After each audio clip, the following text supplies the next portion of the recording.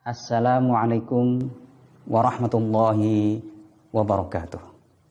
Alhamdulillahilladzi hadana lihadza wa ma kunna linahtadiya laula an hadanallah. Allahumma salli wa sallim ala sayyidina Muhammad wa ala alihi wa sahbihi wa sallim ajma'in. Amma ba'd. Kaum muslimin yang dimuliakan Allah Subhanahu wa taala, pada kesempatan ini insyaallah kita akan melanjutkan ngaji online Fiqhus Shiyam dari kitab Fiqhus Sunnah karangan Syekh Sayyid Sabiq. Mari kita mulai dulu dengan membaca Bismillahirrahmanirrahim. Pada kesempatan ini insyaallah kita akan membahas tentang rukun puasa dan hal-hal yang boleh dilakukan selama kita berpuasa. Kita lihat dalam kitab Fiqhus Sunnah, Bismillahirrahmanirrahim, Arkanus Shaum, rukun puasa. Lis-shiyami ruknani tatarakkabu minhuma haqiqatuhu. Bahwa puasa itu hanya punya dua rukun. Yang pertama, al-imsaku 'anil muftirat. Menahan diri dari hal-hal yang membatalkan puasa. Min tulu'il fajri ila ghurubis syamsi. Dari semenjak terbitnya fajar sampai terbenamnya matahari. Ini yang pertama. Yang kedua adalah an-niyah. Niat berpuasa. Liqaulillahi ta'ala, karena firman Allah Subhanahu wa taala, A'udzubillahi minasyaitonir rajim. Bismillahirrahmanirrahim. Wa ma umiru illa liya'budullaha mukhlishina lahuddin. Dan mereka tidak diperintahkan kecuali untuk menyembah Allah Subhanahu wa taala mukhlishina lahuddin. Hanya kepada Allah mereka mengikhlaskan. Kaum muslimin yang dimuliakan Allah Subhanahu wa taala, jadi dalam puasa ini pertama kita harus berniat pada malam hari. Dalam puasa fardu itu wajib kita berniat pada malam hari ini, yaitu sampai sebelum fajar, sepanjang malam itu kita boleh berniat. Nah, dalam sebuah hadis dikatakan innamal a'malu binniyat, bahwa amal atau suatu pekerjaan itu tergantung dengan niatnya. Wa innama likulli imri'in ma nawa. Dan sungguh setiap orang itu mendapatkan seperti apa yang dia niatkan. Nah, jadi setiap malam kita harus berniat. Nah, dasarnya kenapa kita harus berniat pada malam hari untuk puasa fardu, li hadithi Hafsah qalat. Nah, ini hadisnya Sayyidah Hafsah, beliau berkata, qala Rasulullah sallallahu alaihi wasallam, man lam yujmi'is shiyam qabla al-fajr fala shiyamalah. Barang siapa yang tidak berniat puasa sebelum fajar, maka puasanya tidak sah.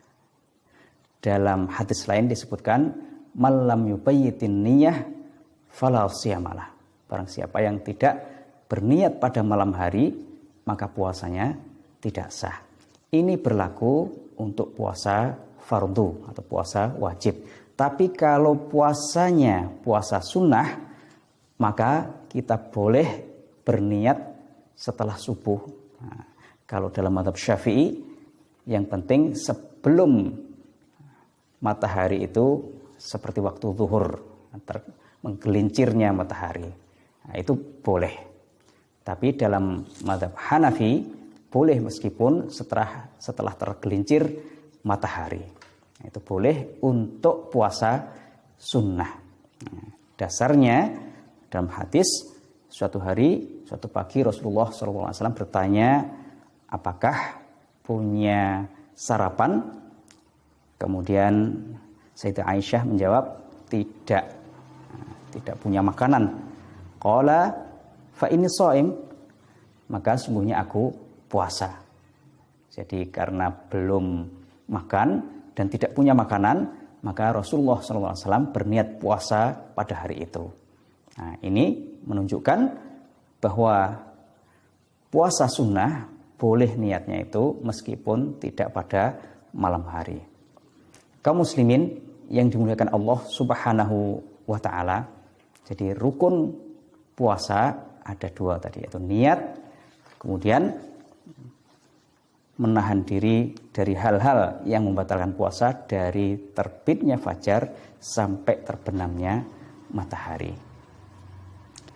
Kemudian hal-hal yang dibolehkan selama kita berpuasa, ini ada hal-hal yang dibolehkan, mubahatus siyam, hal-hal yang dibolehkan dalam puasa.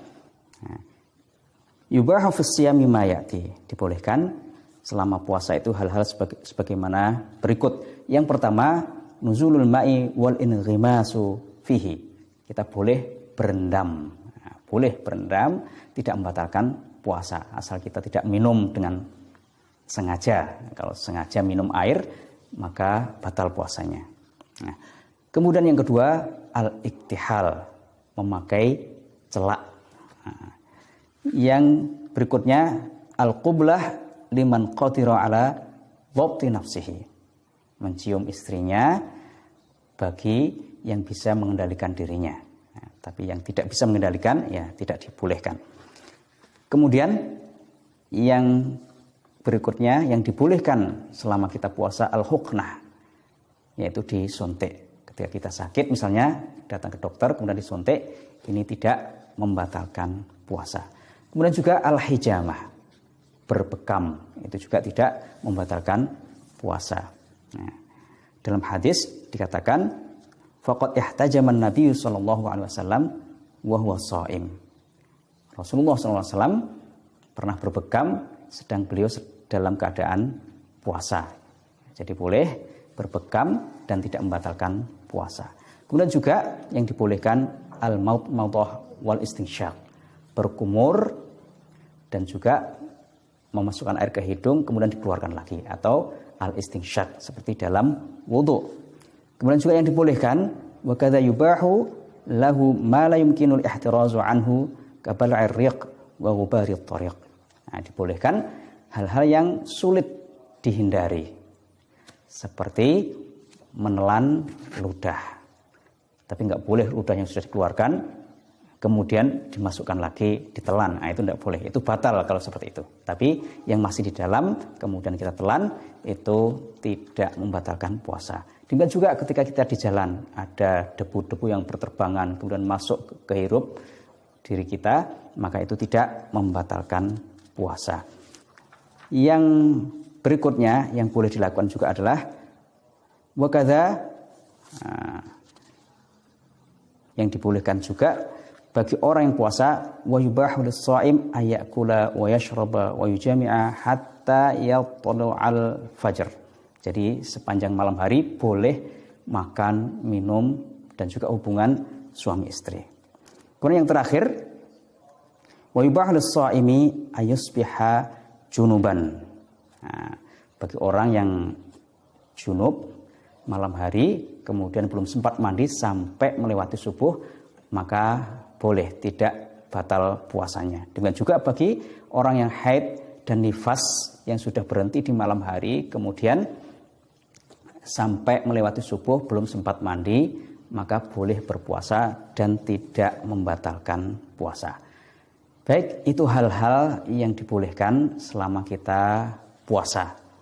Mudah-mudahan bermanfaat. Kita cukupkan dulu ngaji online kita pada kesempatan ini. Kita tutup dengan membaca hamdalah. Alhamdulillahirabbil alamin. Subhanakallahumma wa bihamdik asyhadu an la ilaha illa anta astaghfiruka wa atubu ilaik. Wassalamualaikum warahmatullahi wabarakatuh.